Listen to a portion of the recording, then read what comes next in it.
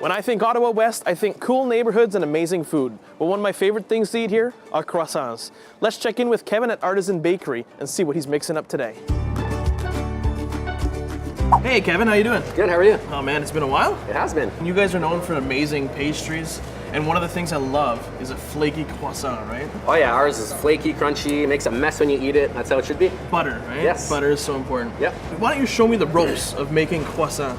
Sure, yes. Sound good? All right, yeah. So we have our dough mixed here and rolled out and ready to go. It's a dough of milk, butter, flour, a little bit of salt, a little bit of sugar.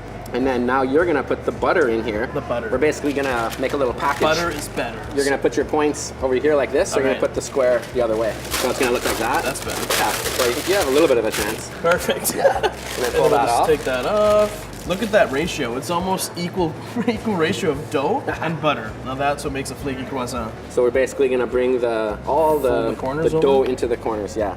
'Cause you're natural. Yeah, this is a very important part because you want your dough to be pretty even on both sides. Yeah, and then we're gonna pinch it to seal it. So from here we're gonna pat it with our rolling pin. The rolling pin will kind of soften the butter again. So when we roll it out, to give it its layers, Right. the butter will be soft and pliable. Okay. So I just kind of tap Beat it. the croissant dough. Okay, so we're actually just trying to fuse the butter to the dough? Is that what we're Yes. doing? And that butter layer was simply butter, right? Yes, all butter. Salted or unsalted? Unsalted. I mean, you can use salted butter in certain Yeah. recipes. But it's always better to control your salt content It is. by yourself and I not agree. use salted butter. So. Yes. Cool. And then we're gonna put it on the dough sheeter All right, here. I feel like I should probably Yeah. slap it too. I don't know why I do that. I always slap my dough after I do this. All right, let's get it on the sheeter. Yeah.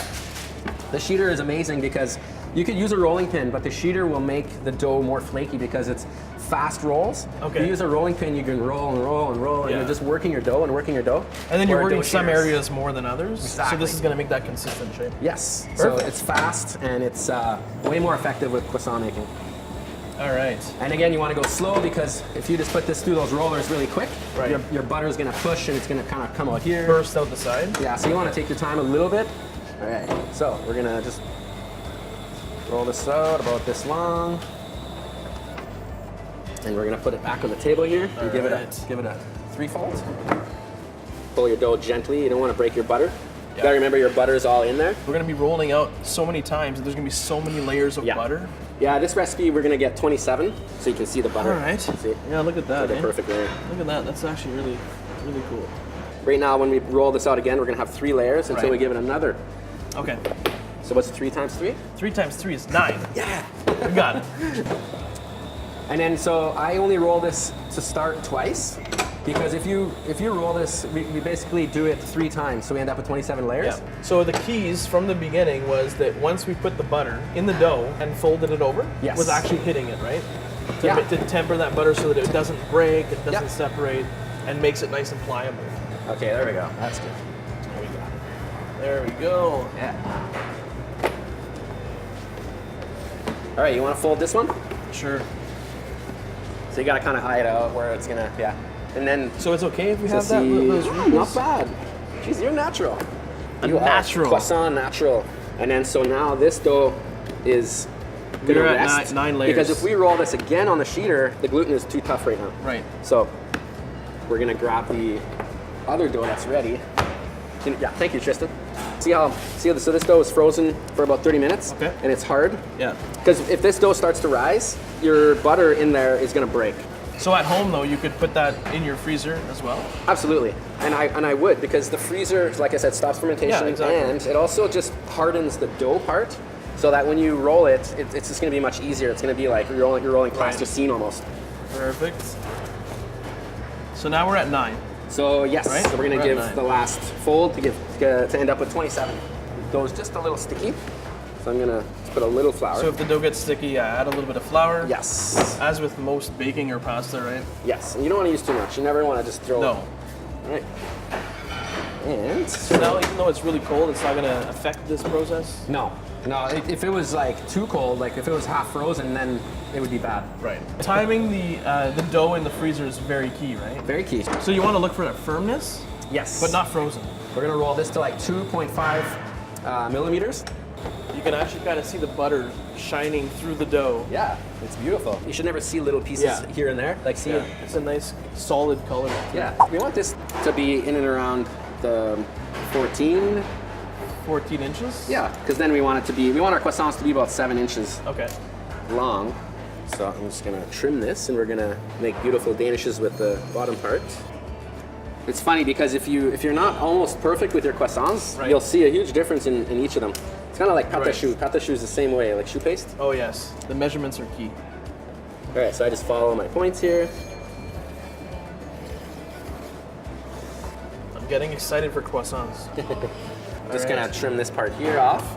And all these pieces we mix into the next batch of croissant. Oh, So nothing goes to waste. So we're gonna just cut our croissant. And I just wanna weigh one out quick. Let's see here, okay, 90 grams. perfect. Yeah.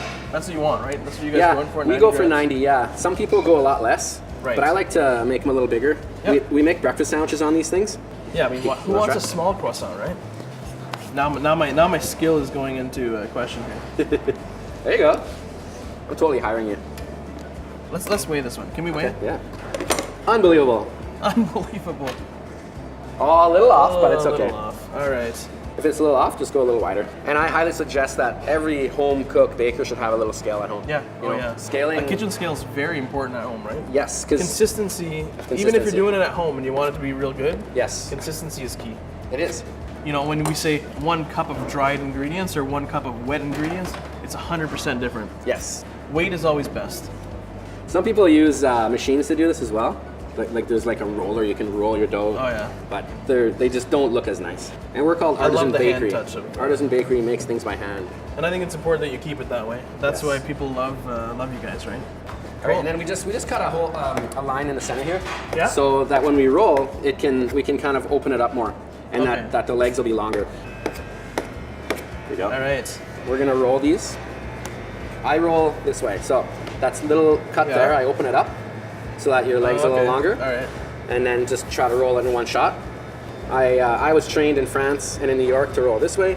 Keep your point always towards you, and just roll in one shot. Don't roll twice. If you want good details and if you want your croissant to be extremely flaky, Yeah. you don't want to roll again there, because see all your layers? You're gonna Right. push them down.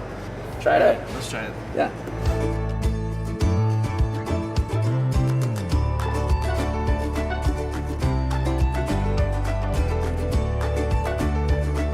Ah, your legs are a little small there, but see? Oh. So yeah. Oh. So what you did wrong is, like, you didn't use the advantage of Properly. cutting. Okay. You just rolled straight. You gotta open it up. See? You're continuously pulling outwards. Yes. So you pull outwards and stretch a little bit. Stretch it just a little bit. So there, your legs are like that. And then even when you're rolling the final roll, kind of push down so that this gets longer too. Extends it again. Yeah. One more chance. One more chance, because I don't want to screw up all your croissants here today. No. The patrons want some good croissants, not some half done croissants. Not bad. You're getting there. So when you rolled it, you just kind of rolled it like that. So you wanna actually it's like put your hand right here. Like you wanna actually push on the croissant like that. See, with my like that. So like let's That say. feels nice. You should go into massage therapy, Kevin. So you wanna see just like push it outwards as you do that, and you can see how it gets pointy Yeah, too. exactly, and that's key.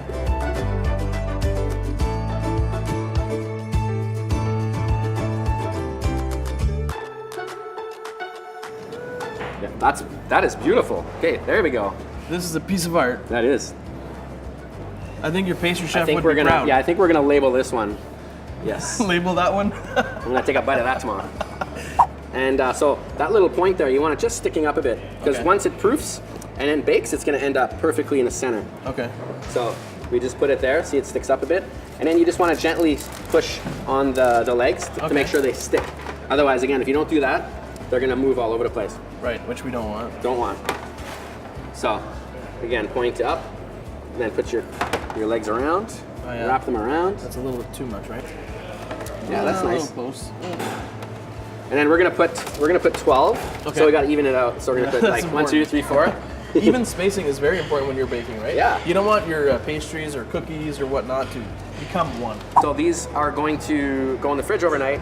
And if I was doing this at home, I would spray saran wrap with some non-stick spray, and then just cover the croissants so they don't get dry. Keep them in your fridge overnight. The next day, leave the saran wrap on and just leave them in a warm spot until they puff up. Right. And then brush egg wash, let it dry, brush again, and bake these around 400 Okay. until they're completely browned. Perfect. Yeah. And then you end up with Beautiful this right here. croissants. Wow. Yeah. So you got some different varieties of things. Yes. But look at this, eh? Yeah. Wow. Yeah, and you got the nice Look shine. how flaky that is. You can see it crumbling, right, when you pinch it. Yeah. That's how flaky it is. And you can see all the little layers here, which is very important. Very important. It's so light, Yeah. too, right? So Yeah, light. and now in the chocolate croissant as well, you can really see the layers. Yep. And yeah, and it's gonna make a mess. See, that's very important, I find. That's when you know you're eating a real croissant, Yeah. right? It's when it makes a mess. Exactly. You know, it's like you got all your beautiful layers in there. You can see the butter. Awesome. Smells amazing. That's the chocolatin, right? Pain au chocolat. Yeah. Pain au chocolat. And that is just basically your croissant dough with chocolate. With 2 pieces of chocolate inside. Yeah. Perfect. 64% chocolate. And then this is a quingaman. We make these every Saturday, and we make these because it's one of my favorite things to Right. eat. And it's basically our croissant dough laminated with sugar that we compress. When we do our layers, we put sugar in between. Wow. And we roll it out, we cut squares, and then we put these in molds, these metal thick molds, and we proof and bake. So Wow, it caramelizes. look at that, eh? I know, it gets this like beautiful caramelized buttery taste. And look at those That's- layers. yeah. They're highlighted by that deep baking, that brown, that sugar. Definitely one of my Caramelization. favorite things. Wow. Definitely gonna take some of this home for sure. Of course. Cool. Yeah, Well, Kevin, it's been a pleasure. been a pleasure. Thanks again for having us. Yes. And Anytime. if you don't feel like making croissants over a few days at home, I mean, Artisan Bakery makes an amazing croissant, so Thank you. cheers to that, man. Thank you very much. Thanks for having us. Thanks. I guess I'm gonna eat one. I'll eat this one. That's the one I wanted. Not very good.